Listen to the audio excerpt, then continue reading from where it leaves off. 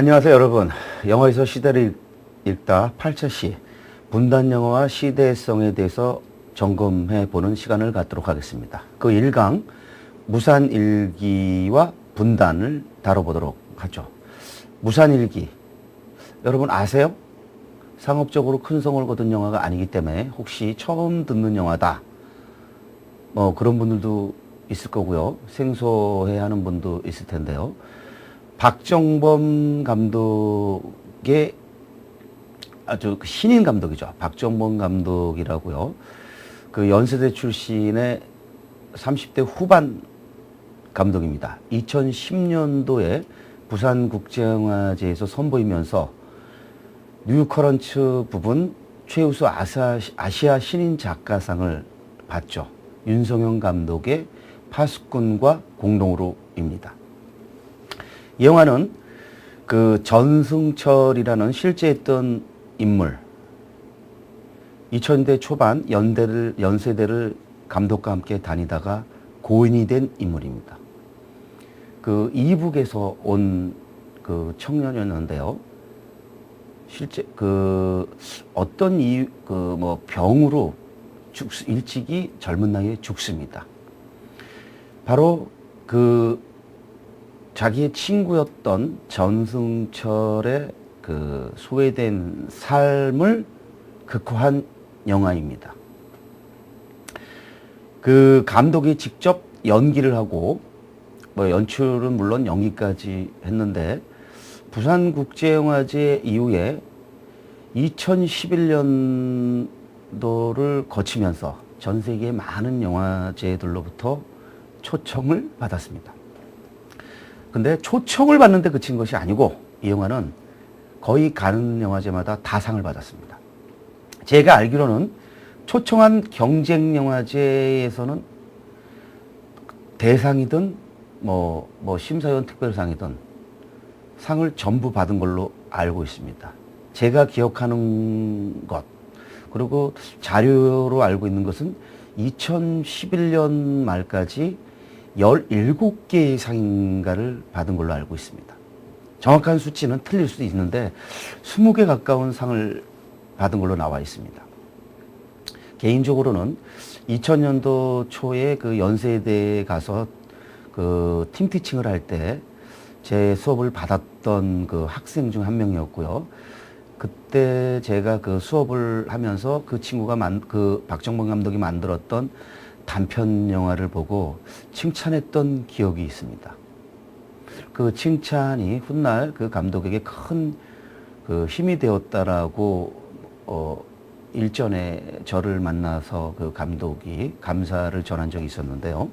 어쨌든 그 영화는 그 수상의 측면에서는 한국 영화사에서 전무후무한 기록을 세운 그런 영화로 평가될 것입니다. 여러분 생각해 보세요. 해외영화제에 초청받는 것 자체가 어려운데 가는 데마다 다 상을 받았다. 칸, 베를린, 베니스를 간 건 아닙니다만은 그 영화제들을 제외하면 최고 영화제라고 말할 수 있는 로테르담 영화제에서 최고상인 용호상을 받았고요. 이미 부산영화제에서는 최우수 아시아 신인 작가상을 받았죠.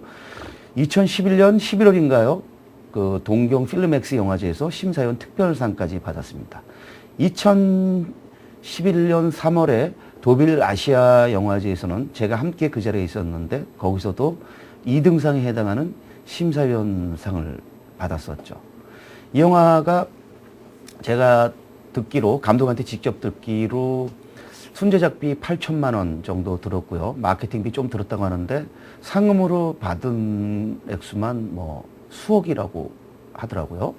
그리고 폴란드의 크로커프 영화제 같은 경우는 그 상금도 상금이지만 만약에 감독이 폴란드에 와서 영화를 만들 경우는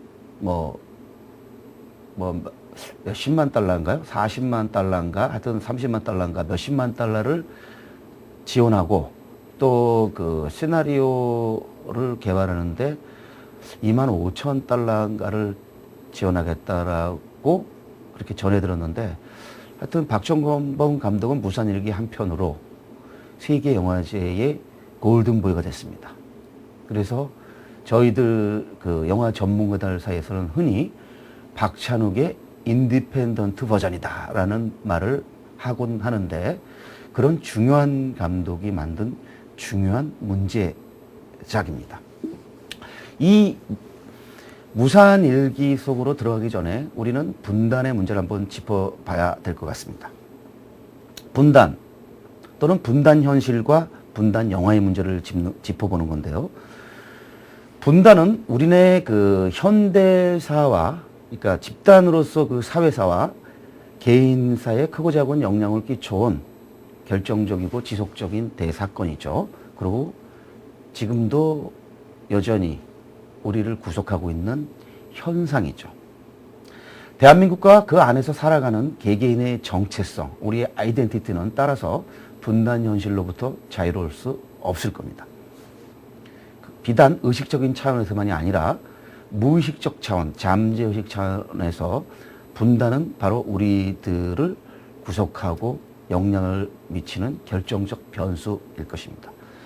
자, 그렇다면 영화를 포함한 예술에서 분단은 그 무엇보다 중요한 소재여야 하지 않을까요? 여러분도 아마 그렇게 생각하실 겁니다. 저도 그렇게 생각합니다. 그런데 여러분, 현실 삶에서 여러분이 분단 현실을 얼마나 의식하십니까? 저는 좀 연배가 좀 있기 때문에 가끔씩 의식합니다. 저희가 군대를 가야 되는 이유, 여러분이 군대를 가야 되는 이유, 또 군대를 갔던 이유 중에 하나가 저희가 세계 유일의 분단 국가라는 현실과 지금 현재요, 그렇죠? 그런 분단 현실과 뗄래야 뗄 수가 없죠. 분단이 아니라면은 우리의 삶은 아마 상당 정도 지금과는 다른 양상이었을 것입니다. 그렇게 중요한 분단이라는 현실을 우리 한국 영화계에서는 상대적으로 외면해오거나 또는 홀대해온 것이 부인할 수 없는 현실입니다. 달리 말하면 분단 영화들, 이른바 분단 현실을 다룬 분단 영화들이 충분히 만들어지지 않았다는 것을 의미하는 거죠. 사실 영화만은 아닙니다. 한국 문학에 분단 문학이 있습니다만은 분단 문학이 한국 문학에 이렇게 주도적인 적이 있었던가 싶네요.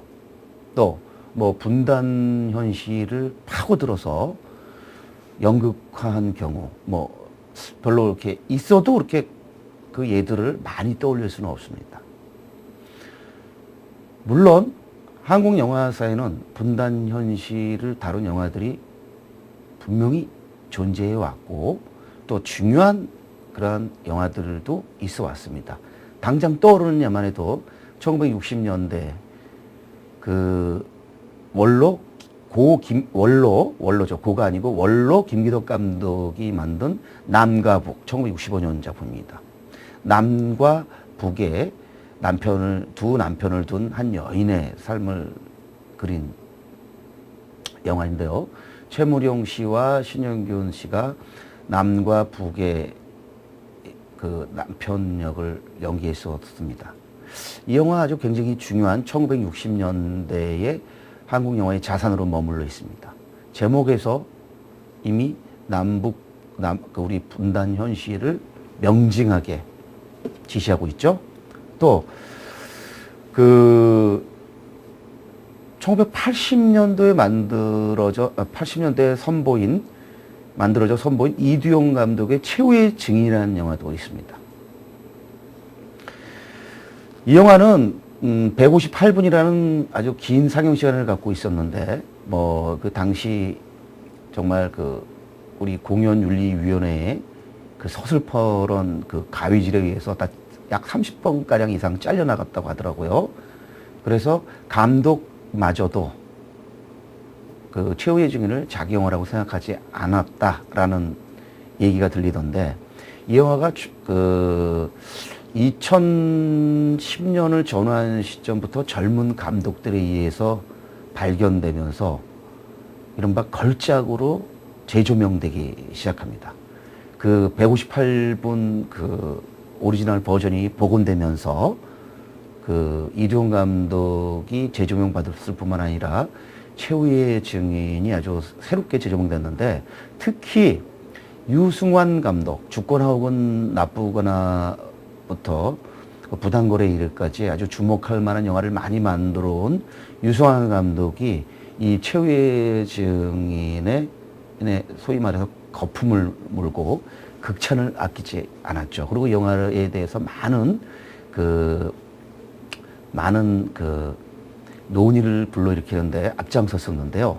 김성종, 인기 추리 작가이시죠? 김성종의 동명 원작을 영화한 것입니다. 그리고 이 영화가 그 뒤에 2000년대에 접어들어서 배창호 감독에 의해서 흑수선, 이미연, 이정재 주연의 흑수선으로 리메이크 되기도 하는데, 이 영화 역시도 우리의 분단 현실과 무관하다고 할 수 없겠죠. 그리고 우리가 분단 현실하면 떠오르는 아주 중요한 한국 영화사의 영화 중에 한 편은 바로 임권택 감독의 길수뜸입니다. 1986년 4월에 개봉했었는데요. 김지미, 신성일 주연의 80년대 아주 중요한 영화로 자리매김되었는데, 그때 한참 우리 이산 가족 찾기가 아주 대대적으로 펼쳐지고 있었는데, 그 이산 가족 찾기를 통해서 분단 현실을 아주 냉철하게 바라본 영화죠. 그 이산 가족 찾기를 통해서 그 남편과, 이북에 두고 온 남편과, 그리고 그 사이에 난 그 아들임이 예상되는 젊은이를와 조우하지만 끝내 그들과의 삶을 선택하지 않고 여태까지 걸어왔던 그냥 각자의 삶을 선택하는 그 여인의 어떤 그 절박한 그런 선택을 다룬 영화인데요. 이산가족 문제를 가장 설득력 있게 다룬 그런 예로 한국 영화사에 기록되어 있는 영화입니다. 그래서 분단 현실을 말할 때 몇 손가락에 뽑히는 그런 중요한 영화입니다. 그리고 여러분도 다 아실, 비록 그 연배가 맞지 않더라도요, 아실 강주희 감독의 쉬리, 한국 영화 산업사의 이 방향을 결정적으로 뒤바꾸는 이른바 한국형 블록버스터의 대표작이죠. 그 쉬리 역시도 분단 현실과 밀접한 연관이 있는 오락물이죠. 물론 그 영화는 오락적 재미를 치중했습니다만은 어쨌든 그 기저에는 가슴 아픈 분단 현실이 자리하고 있는 것은 사실입니다. 그리고 우리가 분단 현실과 분단 영화를 말할 때 빼놓을 수 없는 길수뜸과 더불어 가장 중요한 영화 중 한 편으로 평가받아 마땅한 바로 박찬욱 감독의 JSA 공동경비구역이 있죠. 2000년도에 선보이면서 박찬욱 감독을 스타 감독으로 만들어줬을 뿐만 아니라 한국 영화의 어떤 새로운 그 장을 펼친 영화로 쉬리에 의해서 평가받은 영화인데, 이 영화에서의 그 어떤 그 분단에 대한 묘사는 그 이전에 보여줬던 영화들과는 좀 상당 정도 다르기 때문에 아주 큰 논란을 일으켰던 영화이죠. JSA 공동경비구역의 그 영화적 의의는 조금 남다른 데가 있습니다. 몇 가지를 짚을 수 있는데요. 우선은 그 이전에 그 분단 현실을 다룬 분단 영화들과는 다른 그 시선을 보인다라는 거죠. 그 이전까지는 주로 반공주의적 시선을 벗어나기가 좀 어려웠습니다. 쉬리 경우 그렇게 과거 같은 도식적 반공주의라고 말할 수는 없습니다만은, 그래도 그 JSA 공동경비구역에 비하면 여전히 좀 반공주의적인 그런 반공적 그런 시선으로부터 완전히 벗어나 있지 않죠. 그런데 JSA 공동경비구역에 접어들면은 이 영화는 아주 좀 당혹스러울 정도의 새로운 시선을 이 영화에서 선보입니다. 바로 뭐냐면 그 북한군 병사와 그 남한군 병사가 2명씩 나오는데, 영화를 보면은 북한군 병사가 훨씬 더 인간적으로 묘사된다는 겁니다. 그리고 북한군 병사를 연기하는 송강호 씨와 신하균 씨의 연기가 남한군을 연기하는 이병헌 씨나 김태우 씨보다 훨씬 더 연기를 풍성하고 입체적으로 잘한다는 거예요. 이병헌 씨하고 김태우 씨가 들어서 기분 나빠해도 이건 할 수 없습니다. 평론가로서 또 영화 전문가로서 그 제2의 공동경비 구역을 처음 볼 때 내렸던 평가, 지금도 10수년이 지난 지금도 여전히 유효합니다. 송강호 씨와 신하균 씨는 그 영화들을 통해서 또 새로운 인물들을 선보였죠. 아마 대한민국 영화 역사상 가장 매력적인 북한 병사 캐릭터일 겁니다. 송강호 씨의 연기, 정말 역시 송강호 아니면 할 수 없는 감칠맛 나는 연기를 기가 막히게 했고요. 또 신하균 씨도 그 이후에 많은 영화들을 통해서 인상적인 연기를 펼쳤습니다만은 제가 판단하기로는 제2의 공동경비 구역만큼 인상적인 연기를 영화에서 선보인 적이 없는 걸로 알고 있습니다. 그만큼 신하균 씨에게는 이제 대표작으로 자리매김되고 있죠. 송강호 씨는 뭐 워낙 대표작이 많아서 제2의 공동경비구역만 딱 집어서 대표작으로 말할 수가 없습니다만은, 신하균 씨는 그렇게 말할 수 있을 겁니다. 그에 비해서 이병헌 씨는 다소 밋밋한 연기를 펼쳤고요. 김태우 씨는 그다지 인상적인 연기를 펼치지 못했습니다. 그리고 미안한 얘기입니다만은 이영애 씨는 좀 연기력을 의심받을 정도의 좀 심심한, 좀 굳은 연기를 보여줬죠. 그럴 수밖에 없었던 것이 입양된 스위스 장교 역을 하는데 유창한 영어를 했어야 되는데 직접 영어를 하다 보니까, 이거는 비판이나 비난 아닙니다. 이영애 씨가 영어를 유창하게 해야 될 뭐가 있는 건 아닙니다만은 직접 연기를 하다 보니까 아무래도 좀 서툰 영어를 하고 하다 보니 극적 설정, 인물 설정하고 좀 이렇게 맞지 않는 대목도 있고 해서 그다지 이렇게 인상적이지는 않았었는데, 어쨌든 제2의 공동경비 구역은 송강호, 신하균 두 사람의 연기와 그 전에 볼 수 없었던 인물들, 그리고 남북 대립적 시각, 즉 탈반공주의적 시각으로 인해서 일대 센세이션을 일으키면서 흥행에서도 큰 성공을 거뒀죠. 그리고 이 영화는 등급 시비도 불러일으킨 사례로도 유명합니다. 공교롭게도 그때 제가 영상물 등급위원회에서 영화 등급 분류 소위 위원 중에 한 명이었습니다. 자, 이거는 이제 후일담으로 말씀드리면, 그때 이 영화를 심의를 하면서 아주 재미난 상황이 펼쳐졌었는데, 심의위원들 중에 일부가 이 영화를 어떻게 판단해야 될지 모르겠다, 그래서 확대 심의하자라는 의견을 낸 적이 있었습니다. 그러자 어떤 심의위원이 무슨 소리냐, 이거는 우리가 해야 된다 해서 결국에는 이제 심의를 했는데 8명이 등급을 부여했는데 저만 15세 등급을 부여하고 나머지 7분은 전부 18세 관람가 등급으로 등급을 부여했었습니다. 그래서 제작사 명필름에서는 등급에 승복할 수가 없어서 재심을 신청했고, 결국에 상위 등급위원회, 그러니까 재심을 신청하면 소위에서 하는 것이 아니라 확대해서 등급위원들이 심의를 하는데, 그때 우리 김대중 대통령과 남북 정상회담이 이제 펼쳐지고 그런 시점이어가지고 좀 화해 분위기였거든요.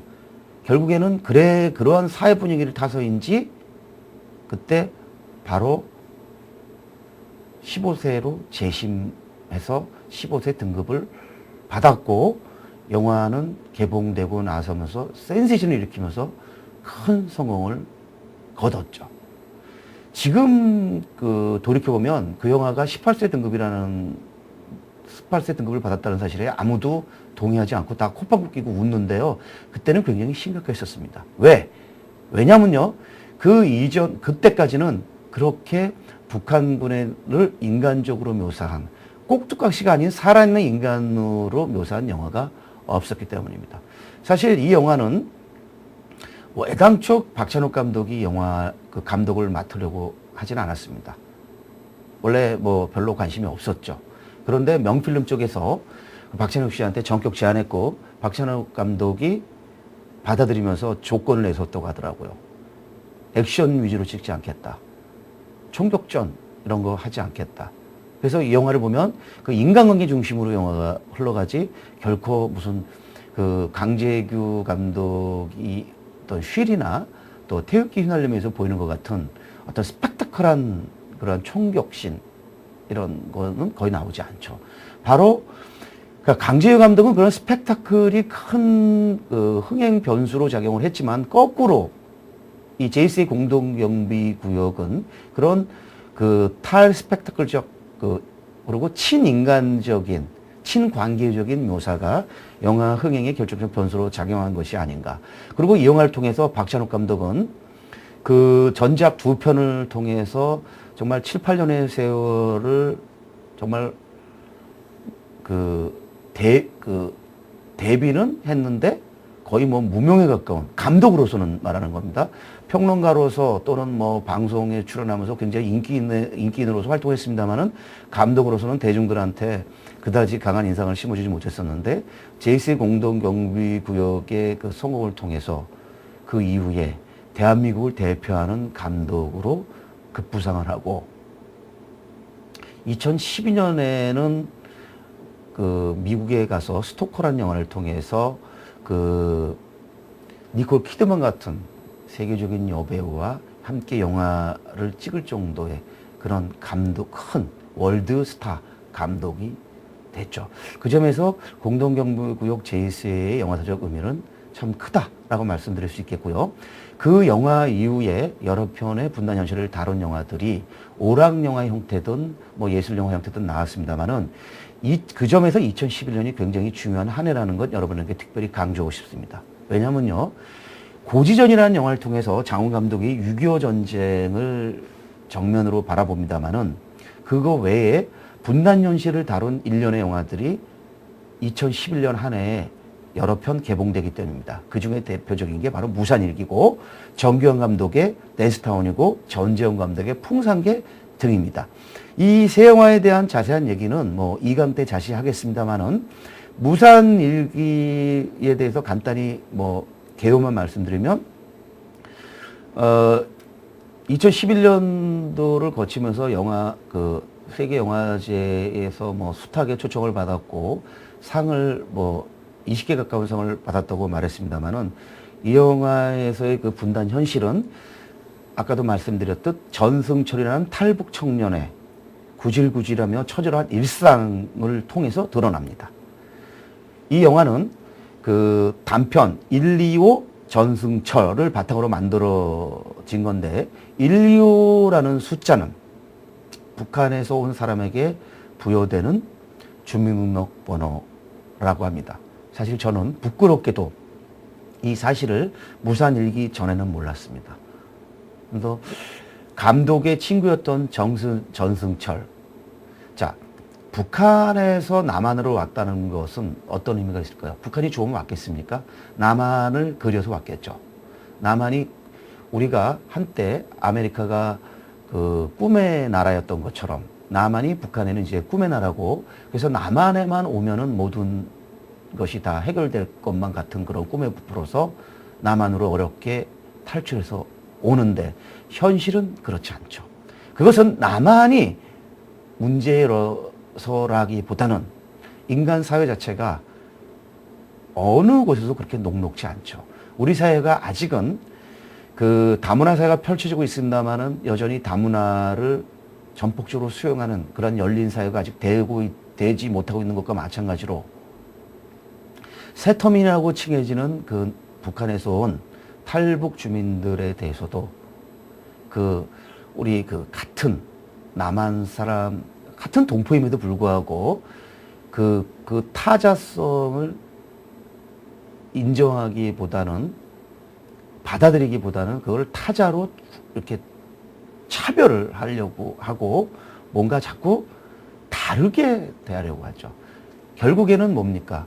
자기 고국을 떠난 정승철이라는 그 젊은 청년은 여기 와서 결국에는 또 다른 그 소외를 겪으면서 결국에 좌절과 환멸의 나날을 겪을 수밖에 없을 겁니다. 그가 병으로 죽었다 할지라도 일찍 그가 목숨을 잃게 된 것은 그가 겪은 절망과 환멸과 깊은 관계가 있을 겁니다. 바로 그것을 절친한 친구로서 지켜본 박정범 감독, 이것을 남의 얘기로 볼 수 없겠죠. 고인이 된 그 전승철 이야기를 단편을 장편으로 확대해서 바로 그 영화를 통해서 2011년에 가장 각광받는 독립영화 감독으로 자리매김되고, 무산일기는 2011년도 한국 영화를 대표하는 가장 핵심적인 문제작으로 전 세계를 통해서 평가받게 되는 거죠.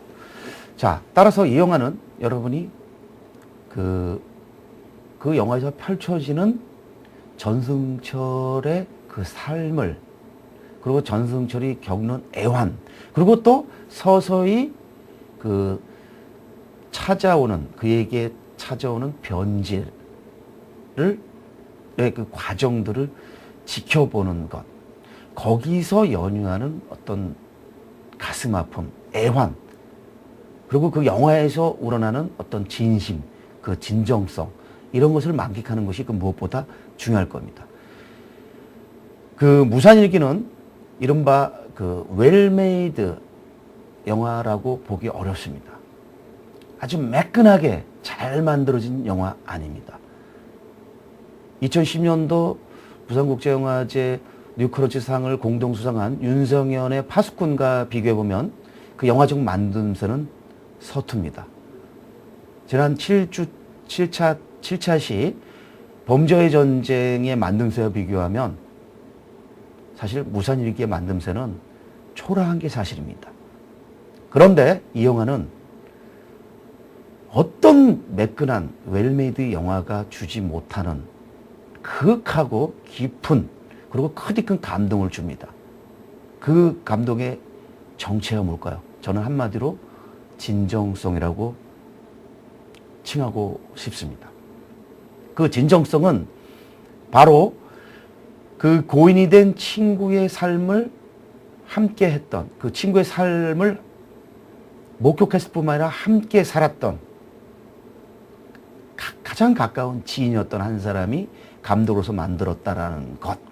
그리고 그가 연출만 한 것이 아니라 누구보다 그를 잘 이해하는 그 감독이 스스로 연기를 함으로써 연기 아닌 연기, 실제 전승철의 삶을 재현하는 것 같은 그러한 사실감 넘치는 연기를 했다는 것. 거기서 맛볼 수 있는 각별한 진정성이 한국을 벗어나서 이 영화를 접하는 세계 각국의 전문가들과 관객들에게 깊은 감동과 감명을 선사한 것이 아닐까, 이렇게 예상을 해봅니다. 이 영화는 흥행에서는 큰 재미를 보지 못했습니다. 물론 독립영화로 2만이 넘는 거라는 것은 굉장히 큰 성공이지만, 이 영화가 해외영화제를 돌면서 거둔 쾌거에 비하면 사실 한 2만이라는 수치는 결코 대단하다고 볼 수 없겠죠. 좀 더 많은 관객이 봤어야 되지 않는가라는 생각은 드는데 그러지는 못했습니다. 자, 이 영화에 대해서는 2강에서 좀 더 자세히 하겠습니다만은 데스타운과 풍선가에 묶어서 간단하게 줄거리를 소개하고 2강으로 넘어가도록 하겠습니다. 아까도 말씀드렸듯 인류로 시작되는 주민등록번호는 북한에서 온 사람에게 붙여주는 숫자입니다. 남한에서 살아가려고 애쓰지만 서로를 속여가며 그들끼리도 불신감이 쌓여갑니다. 전승철은 삶을 견딜 수 있을까요? 감독 박정범은 주인공과 연출을 동시에 해내면서 한국 사회의 어둠을 스크린 위로 끌어올립니다. 어둠은 이면이라는 거죠. 자, 북한에서 견딜 수 없어서 남한으로 찾아온 이 젊은 청년 하나를 제대로 수용하지 못하는, 제대로 포용하지 못하는 한국 사회의 이면을, 그 비판적 거리를 한시도 잃지 않으면서 바로 극화해 나가는 거죠. 탈북자 정승철은 전단지를 돌리며 생계를 이어나가고 있습니다. 이것도 여의치 않죠. 그러나 때로는 또 같은 교회에 다니는 수경이라는 여자를 좋아하지만 비루한 자신의 처지를 알기에 쉽게 다가가지도 못합니다. 그래서 결국 그 전승철이 택하는 것은 그녀가 일하는 노래방에 일종의 위장 취업이죠. 취업해서 그녀에게 다가가는 거죠. 승철과 같이 사는 탈북자인 경철은 탈북자들의 돈을 모아 몰래 북한 가족에게 보내주는 브로커리를 하다가 삼촌에게 사기를 당하게 됩니다. 자, 이거는 굉장히 가슴 아픈 얘기죠. 그 탈북자의 그 겹겹의 소외를 겪는 그 어떤 동포들을, 그리고 자기의 선배, 후배, 친구를 같은 탈북자가 속인다라는 이 현실, 이건 정말 가슴 아픈 현실인데, 그런 측면에서 볼 때 이 영화는 굉장히 참 드라마틱한 이야기라고 말하지 않을 수 없을 것 같습니다. 그리고 급기야는 승철에게 자신이 숨겨놓은 돈을 가져달라고 부탁을 하는데, 사실 이 영화는 다른 거 다 떠나서 드라마적 재미도 제법 큽니다. 이 영화가 드라마적 재미의 방점을 찍는 건 아닙니다만은, 그보다는 그 전승철의 일상과 정수철이 겪는 어떤 소외, 그리고 관계의 단절, 그리고 그의 몸부림, 그리고 그의 절망. 그의 절망은 영화 말미 그 유일하게 그가 그 친구처럼 여기는, 수경은 이제 제가 좋아하는 여자고요. 친구처럼 좀 백구, 흰 백구가 죽어가는 것으로서 이제 드러나는데요. 결국에 백구의 죽음은 그 전승철의 죽음을 시사하고 상징한다고 볼 수 있겠죠. 자, 무산일기에 대해서 그 제가 교재로 쓰고 있는 도서출판 작가가 선정한 2012 오늘의 영화에서 한양대 교수이면서 그 문학평론가인 이재복 교수가 무산일기의 리뷰를 썼는데, 그 문학평론가여서인지 기존의 영화평론가와는 다른, 아주 또 다른 그 맛깔, 그리고 또 다른 접근의 그 리뷰를, 탈북 문제를 제기하면서 썼더라고요. 자, 그 리뷰를 중심으로 한 무산일기에 대한 이야기는 2강에서 좀 더 깊이 있도록 하도록 하겠습니다. 몇 분 했어요?